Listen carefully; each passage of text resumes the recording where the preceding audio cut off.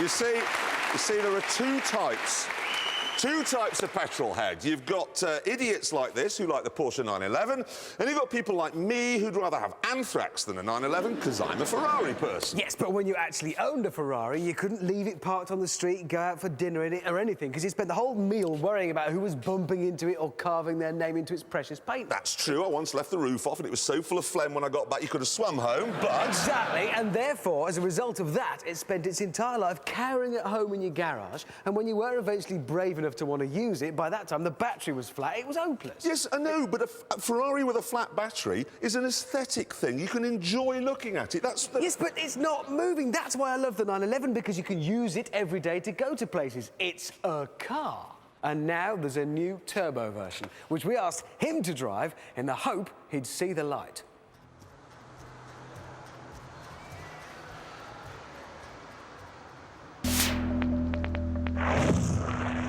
This is the biggest 911 Turbo they've ever made, but it's still no longer than a Toyota Prius, no wider than a 3 Series BMW. And unlike a normal supercar, it doesn't have Marilyn Monroe hips, so it doesn't get stuck in multi-story car parks. What's more, it's not like threading through traffic in a postbox. In a Ferrari, you can't really see where the buses are, so you can't carve them up. But in this, you can. In a Ferrari, you'd be forever worried about graunching the nose on a speed hump. But not in the 911. And it doesn't even harm the sky very much, either. It may have a flat 6 twin-turbo engine, but it only produces 300 carbon dioxides. That's 100 less than you get from the back of a Ferrari 430. And if you drive this car through a really polluted city, Los Angeles, Calcutta, Harrogate, something like that, the gas coming out of the exhaust pipes is less toxic than the air going into the engine. And I'm not joking, that's true. This, then, is like a small, efficient, easy-to-use vacuum cleaner. They should have called it the Porsche Dyson. And it'll suck up your luggage, too, because, unlike any other supercar, its boot is easily big enough for your weekly shop. There is the peach and peacock, the cornerstone of any Porsche driver's Sunday lunch. And there's still room left over for the ice cream made from the bones of your defeated squash opponent. And you can use this car on the school run because it has back seats. I mean, obviously, you'd have to have fairly thin children, but then you would have, because you've got a Porsche 911, so you'd have a thin wife. I will concede, then, that there's no everyday situation that flummoxes a 911 Turbo.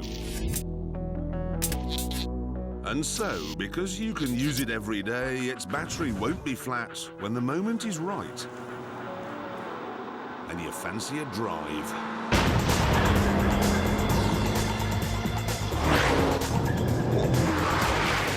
The new 911 Turbo has special variable vane turbochargers that always work, whatever the revs. You can even buy a special overboost facility which, for brief moments, can deliver 500 torques. That gives it a very muscly feel. And it's got a special new four-wheel drive system that doesn't allow any form of under or oversteer. You just get so much grip that your eyes start to hurt.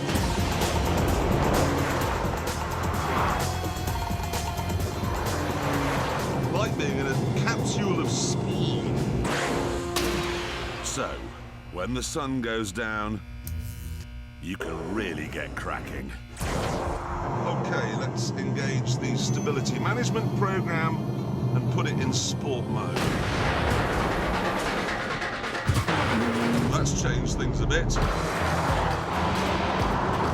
Now, every time I turn the steering wheel, it feels like I'm drawing a line through the laws of physics.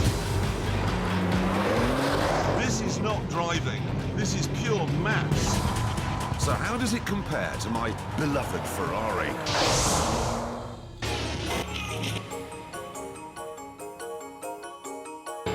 Well, it has a smaller engine, but because of the scramjet turbochargers it produces, 480 brake horsepower, exactly what you get from the 430.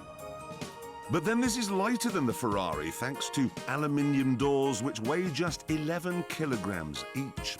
It's also £20,000 less expensive.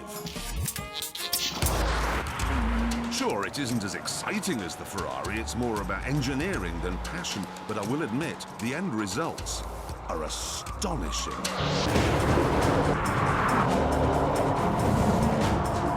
Let me give you some performance figures. 0 to 60, 3.9 seconds. Top speed, near as makes no difference, 200 miles an hour. But this is my favourite, okay? 40 to 60 in second gear, 1 second! 1! It's amazing because it's not just more usable than a Ferrari, more practical, but I think out here, in the real world, with crests and dips and bumps and blind brows, I think it's faster as well.